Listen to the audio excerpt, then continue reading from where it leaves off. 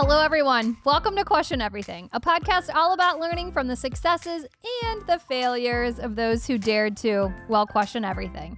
This podcast is part interview, part therapy, and part Price is Right. We have our own game board stacked with questions that'll make even the most successful CMOs totally sweat. I'm your host, Ashley Walters, CMO and partner at Curiosity. On today's episode, I sit down with Jordan Howell, Senior Director of Marketing at Splenda. Jordan's journey includes huge marketing wins across SC Johnson, Crayola, and Fisher-Price. Plus, his insight skills are in the top 5% of the CPG industry, and you're about to find out why. Today, you're going to learn how to turn cultural headwinds into tailwinds, why data should always be the backbone of the brief, and how the brand reacted to Nicholas Sparks' viral chicken salad recipe. Yes, it contains 16 packets of Splenda. Let's dig in.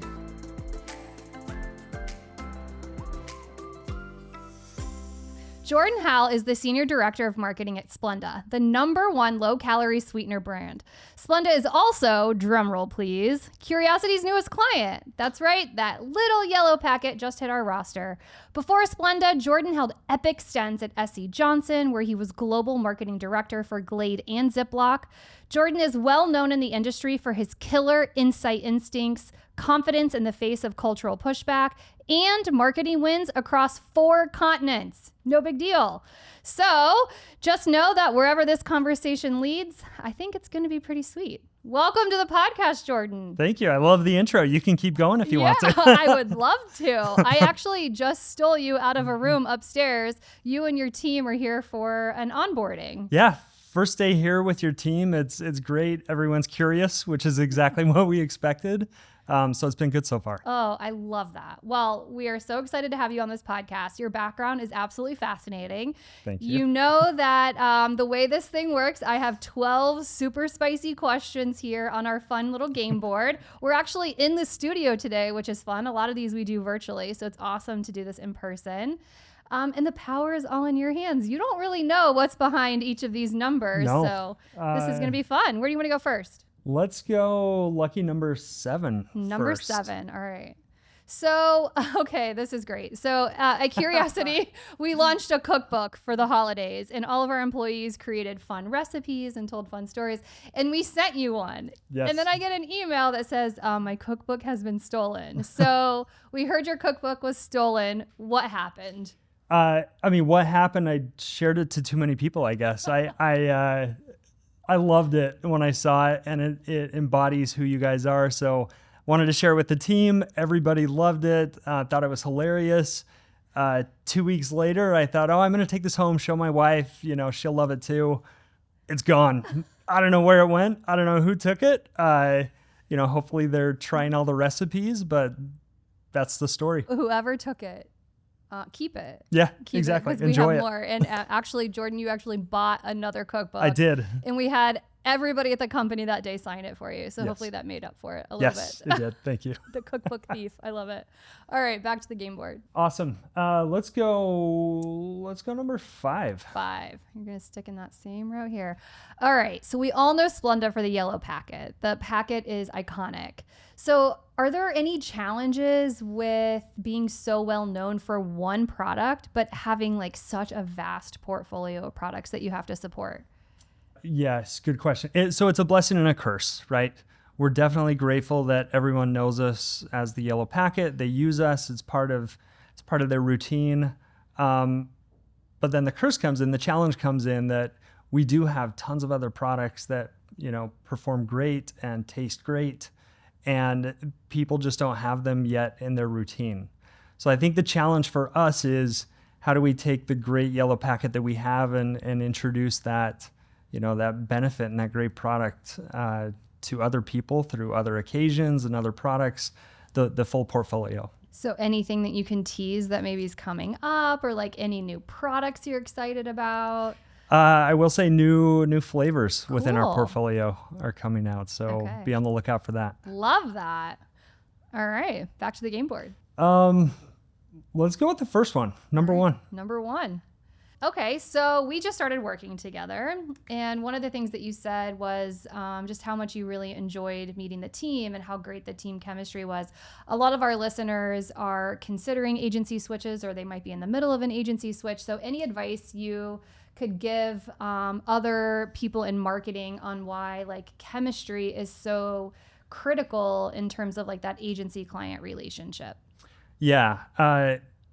You can't duplicate or create culture. You know, culture is something that just is. So when we were looking at some different agencies, we wanted to definitely get a client that had a similar culture, similar vibe as us. Yeah. And so I love when we talk to you guys. You know, you guys are just as curious as we are, willing to try new things, and so that was a natural fit for us. And I think everyone on our team gravitated to, yes, let's go with curiosity. So yes, culture is very important to us, and we're happy to find someone that values it as much as us. I think that's really important because it's really important on the agency side too, like finding clients where you feel like you're going to work really well together. There's going to be good vibes. We can push each other, ask hard questions. And it's not going to be met with any like content or ill will. It's going to be met with positivity and I don't know, like this, like we're all in it together kind of a vibe. So yeah. Oh, that's great. Yeah. And the creativity flows from there, right? If you can get two teams that are open to trying new things, it's a cool space to be in. Yeah. I'm excited for that. Yeah. All right. Back to the board. Let's go with number 4. All right. Number 4. So we heard your insight skills are in the top 5% of the CPG industry. Please school us. So someone has been doing some digging on my LinkedIn page for sure. Guilty. So yeah, it was a training I did a little over 10 years ago. And actually it was here in Cincinnati. So that was my first visit here to Cincy. CPG capital of the world. Yeah, there we go. And what the training taught me is it's important to dimensionalize data. So anytime you're looking at a data set, you want to first look at the position of the data and then the direction of the data. So, I've used that a lot when I'm looking at either different brands in the portfolio or different subcategories within a brand, just to see how they're performing and how they're doing year over year. And so, I don't know, it's worked well and it's guided the insights, guided the recommendations. But I guess that puts me in the top 5%. Wow. So I know I read that and I was like, holy cow. I mean, we've had 22 people, I think, on this podcast, and I don't think anybody has had that recognition. Does that help you when it comes to things like writing briefs or like evaluating creative, things like that? Yeah. And I've learned you have to trust the data, right? Because if you're looking at the consumer data or the POS data, the data never lies. So there can be a lot of opinions in the room, but if everyone goes back and consults the data, that's the true source for, whatever you're trying to do. So yes, I found it's helped as long as I anchor briefs or work or innovation in data. The data. Yeah. That's great. Do you ever go against the data? I try not to, but there are times when it is necessary. Yeah. But no, I try to stick with the data because, it makes the most sense. Data never lies. All right, back to the game board. Okay. Let's go with number 10. Number 10. Okay, you have marketing experience working across 4 continents. You speak fluent Portuguese. How has your global experience shaped your marketing point of view? So I think what I would say is it has helped me have empathy for a lot of different cultures and backgrounds and people. Mm-hmm. And in marketing, not only the people you work with, but also the people you work for and the consumers that you serve, they all come from different backgrounds. They all have different stories.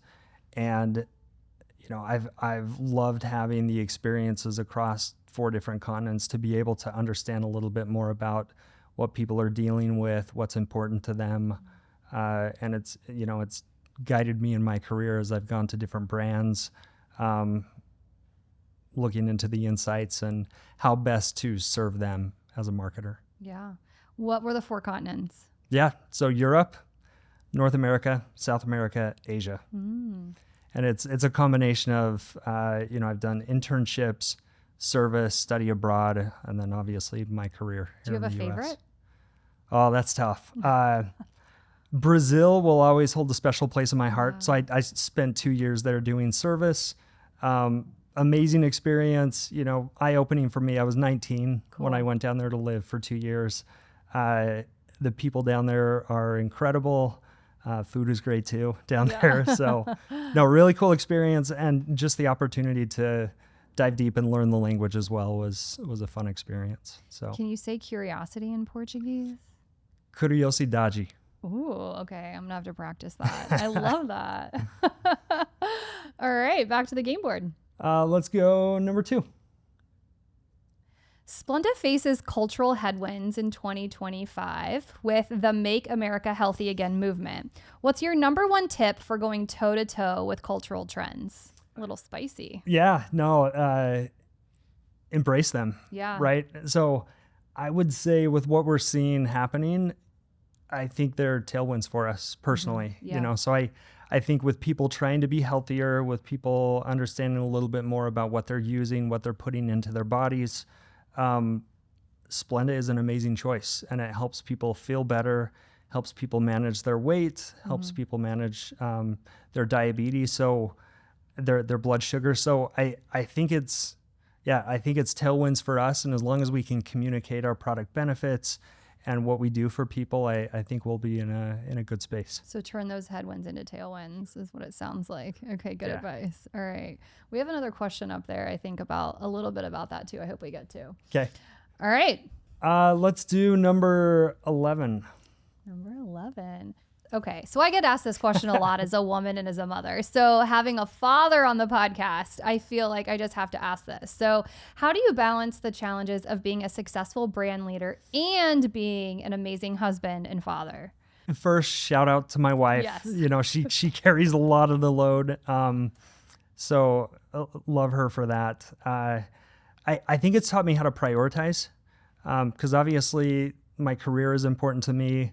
Marriage is important to me. My kids are important to me. So for me, it's been about being the best that I can be in the place that I'm at. So if I'm at work, give it 100%. If I'm at home, dedicate myself to that and 100% to that. And it does take prioritization. Sometimes work will need to be done at home. And again, thankfully, my wife is understanding about that, and vice versa. Stuff comes up at home when I'm at work, and sometimes I need to step away for that. But I think it's just trying to prioritize and be where I'm at. Yeah, it's very fluid. Like, I've heard people say like work-life balance, and it's like it's not actually a balance. Because like, have you ever tried to balance on a balance beam? Like, it's really hard. Yes. Like, that's really difficult. But if you can find ways to make it a little bit more fluid, I think you become a more successful human, like in all endeavors. Are there any like tips or tricks or anything that you do or like part of your routine to give you any of that flexibility? I obviously am on driver duty at night for basketball practices and more. So I think having stuff that's scheduled forces you to be away from your phone or from work. So we try to stay busy during the nights, doing either family activities or practices or whatever comes up on the schedule. So, all right, here we go. Let's go number 8. Number 8. Okay, I love this fact. So Nicholas Sparks revealed his chicken salad recipe contains 16 packets of Splenda. Are stories like these unusual, and how does the brand leverage these viral preferences? They're not unusual, no. So Nicholas Sparks obviously mentioned in his New York Times article, that he loves Splenda, puts a lot in his chicken salad. I would recommend he puts even more in, but that's just me. So no, we learned about that. We're in talks with his team about how we can create a brand partnership with him. Cool. He has a new book coming out, Counting Miracles, so we'll do some work for that as well. But no, we hear it all the time. Like Katie Couric, an article came up recently about her using Splenda in her coffee. So we sent a nice gift package to her and the coffee shop that she goes to. So no, it pops up, and it's our job to be listening for those and capitalize on those and make some good connections. So Have you ever made the recipe, the chicken salad recipe? We did make it in the office. You did? Okay. And? Yeah, one of our employees, Justin, did a great job making it. I think he added a few too many jalapenos, Okay. but but personal preference. It was great though. Everyone in the office tried it. I think Nicholas Sparks he does have He's the right onto something. number of Splenda packets in there, but definitely onto something for sure. All right. We'll link to the recipe, I think, if we can get our hands on it. Yes, For we'll everybody share to that. try it at home. We'll share Okay. that. Awesome. All right. Let's see. You want to go back to the board? Let's do number 9. Number 9. Splenda plays a pivotal role in the wellness of diabetes patients, which you just kind of briefly mentioned. So how did the brand build trust with this community or even other communities in which Sure. you're a staple? Yeah.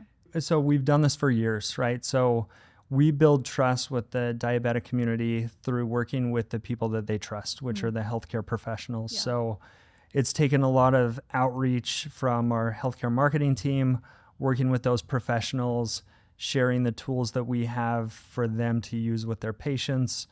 And by creating that relationship with the healthcare professional, we have a really good relationship now with diabetics. So whether it's pre-diabetics or those that have diabetes and are trying to manage their blood sugar, we have that relationship, and we've done well enough that we now have the number one recommendation from healthcare professionals within the low-cal sweetener space. So it's done well for us, and it's something we continue to do because it's in our mission as a brand, right? We want to help people live happier, healthier, longer lives. So the more we can do that with this community, the better. That's great. All right. Let's go number 6. Number 6. Okay. So before your stint at Splenda, you spent 7 years at SC Johnson. Tell us about some of the iconic campaigns that you worked on during that time. Awesome. Happy to. So my favorite campaign that I worked on there was called the Protection campaign. Okay. You guys, I know, are very familiar with it through your work with a different client. Yeah. But yeah, the Protection campaign, the big idea came up that the only time people think about repellents is when they're being bitten by a mosquito. And at that point, it's too late to put it on because you don't have it with you. So the campaign was all about reminding people that prevention is the best protection. So in order to protect yourself from mosquitoes, you've got to put it on before you go out to the outdoor concert, before you go on a walk with the dog, in some markets, before you send your kids off to school. So it was all about occasions where people should put the repellents on before doing that activity. That's great. How did you guys get to that insight? Was that something you came to internally, an agency? Yeah, so we worked with an agency for that. They brought a couple of different ideas for us to choose to act on. So one of the ideas was protection or prevention is the best protection. The other idea they came to us with was an idea around anchoring a little bit more on skin feel. Okay. For us, we like the idea of the occasion-based marketing. So, they did a great job for us bringing that to life. We did a couple other cool things with that. We worked with Google on a partnership where we developed a mosquito tracker. Oh, cool. Similar to, looking up your 7-day weather forecast, with Google, we developed a mosquito forecast. So you plug in your zip code, and it brings up your 7-day mosquito forecast. So you can prepare for it. And again, all about prevention. I think that should be there should be a partnership with Zillow too. Like when I'm looking for a new home, I want to know what's the mosquito index. Yeah. I don't know. I think I might be allergic to mosquitoes. I'm not sure, but when I get bit, it's awful. And my husband will be sitting outside. I'll end up with 20 and he'll have none. I'm I don't know. Maybe it's my blood type or something. I don't know if there's any science behind this. We've seen it definitely that certain people react differently and worse to mosquito bites than others. I'm the same way. If I get a mosquito bite, it's there for weeks. Yeah. So no, it's I've definitely adopted the campaign that we developed, and that was my favorite campaign. That's there cool. At SCJ. Now you worked at Crayola too, right? I did. Yeah. Yes. Any fond memories of that time? Lots of fun memories. So you talk about turning a headwind to a tailwind. So at Crayola, we knew that one of the headwinds we were facing was technology, right? So we have all of these great physical tools for creativity. And we knew that kids really wanted to play on their devices. And that was a tension for mom. So what we had to do was figure out a way to bring to life creativity on a device using our physical tools like crayons, markers, colored pencils. So that was another innovation line. Was that through like a product launch or? That was through a product launch. So the innovation we brought to life was whatever you colored with Crayola tools, you could bring to life on your device. So if you color a dragon, you could see that dragon come to life on your device in 3D. That's cool. And interact with it. So that's really cool. So yeah, definitely a fond memory from Crayola. I love that, man. We are a Crayola household for sure. And I mean, the device thing it's real. Like even my 3-year-old is like, can I watch YouTube Kids? I'm like, oh my God, how do you even know what that is? That's awesome. Yeah. All right, back to the board. We are rolling through these, my friend. We might clear the board. I think we've only ever done that once. This is awesome. All right. Number 3. All right. So you have a side hustle and I love it. Your side hustle is beekeeping. So how did you become the founder of Howell Hive Honey, and what's the importance of a creative outlet as a side hustle when you're in marketing? Yeah. So my side hustle is beekeeping. How did that come about? So it was a pandemic hobby. All right. Some people made bread. You exactly. Went into beekeeping. I got bees. So it was something. Actually, my wife, she was the one that brought up the idea. Okay. And then somehow I was the one that ended up doing it. So she introduced it. I thought it was a cool idea. So I went to the library and I got Beekeeping for Dummies, the book. Oh my gosh. And, read into it and just started researching, and then purchased the equipment, purchased the bees from California. Wow. They come across on a semi-truck. And I started out with 2 hives. It grew to 5 hives over a couple of years. They're still up in Wisconsin. Okay. I need to bring them down in the spring to Indiana. So that's my spring project. But as far as a creative outlet, so I mean, beekeeping I think does 2 things for me. One, it's kind of a relaxing, space for me. So when things get busy on the weekends, I can go out and hang with the bees for an hour, open up the hives, see how they're doing. The honey harvests we do twice per year in the summer. That's always fun as well. Awesome. And then as far as the creative outlet, the second thing is, I get to try my skills at design, which they're not good, but I get to try them. Yeah. So putting together a website, doing graphics for the jars of honey and for the website and the brand. So I don't know. It's been a fun hobby. I wouldn't say I'm great at it, but it's fun for me. That's really cool. Do you ship like across the nation? Are you only selling at like local markets? No, so our goal is once we get enough honey, we do want to go to a local farmer's market and sell. In the meantime, though, yes, on the website we ship anywhere in the U.S. So cool. All right, we'll put the link to that Deal. on the show notes too. Sounds good. That's really cool. Does anybody else in your family get involved, or is it just you and your wife?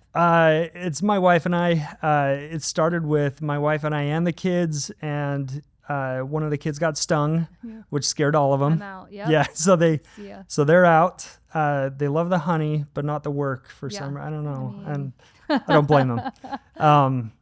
My wife still helps out quite a bit with them, which is good. Okay. Have you ever made the connection, honey, Splenda? Is there a... There's got to be something there. I know, right? We have to think about that. There's got to be something there. Yeah, both sweet. I don't know. If you're looking for 0 calorie, though, it's got to be Splenda. It's got to be Splenda. Got to be Splenda. All right, let's see. Last one. Yeah, let's go 12. Let's go 12. Finish off the board. You did it.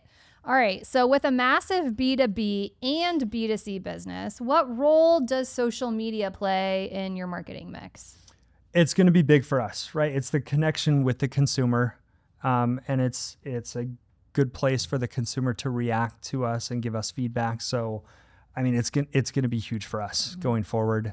We'll still play in the traditional spaces because we think those are important for the different parts of the path to purchase and the funnel. But social is a unique space where we can interact with our fans. Yeah. So, What's your take on organic social as a whole? Like, people talk paid, people talk organic. Like, what value do you think that can bring to your business? It's a place to test and learn. And actually, in the onboarding today, I'm gaining even more appreciation for that. That it's a space where you can try new things, test it out, see what people think before you go bigger with it. So I think we will definitely be doing that in the near future, understanding what people like to see from the Splenda brand, what they expect to see from the Splenda brand, and then we can take that and make that even bigger. More to come. Yes. I like that. All right. Well, we end this podcast every time with a fun little game that we call This or That. So don't overthink it. Okay. First thing that comes to mind, let's roll. Okay. Brazil or the Midwest? Oh, you can't put that up there. Midwest. Midwest? We'll go Midwest. Okay. We'll go Midwest. All right. For the food? I'm just kidding. All right. Product manager or brand manager? Brand manager. Okay. Wait, do I give an explanation or do I just do this or that? Yeah, tell me. Brand manager, you not only have the product, but you also have stewardship for the brand, which I like. So that's why I would lean toward that. All right. Ride to work in a car or on a motorcycle? Motorcycle. Now, let me give some context here. I rode a motorcycle when I was younger for the great parking, at universities. So love that. Cheat code. I made a promise to my wife, no motorcycle until the kids are out of the house. So for now, it's a car, but definitely motorcycle. It's coming back. It's coming back. All right. Splenda or Hal Hive Honey? Oh, it's Splenda. Splenda all day. All right. Well, thank you so much, Jordan, for coming on the podcast. This was an absolute blast. Did you have fun? Thank you. A lot of fun. Yeah. Thank you, guys. Good. What's if anybody wants to reach out to you, what's the best way to contact you? Yeah. Contact me on LinkedIn. Always happy to have a conversation. So shoot me a note on LinkedIn. All right. Thank you. Thank you. It's a wrap.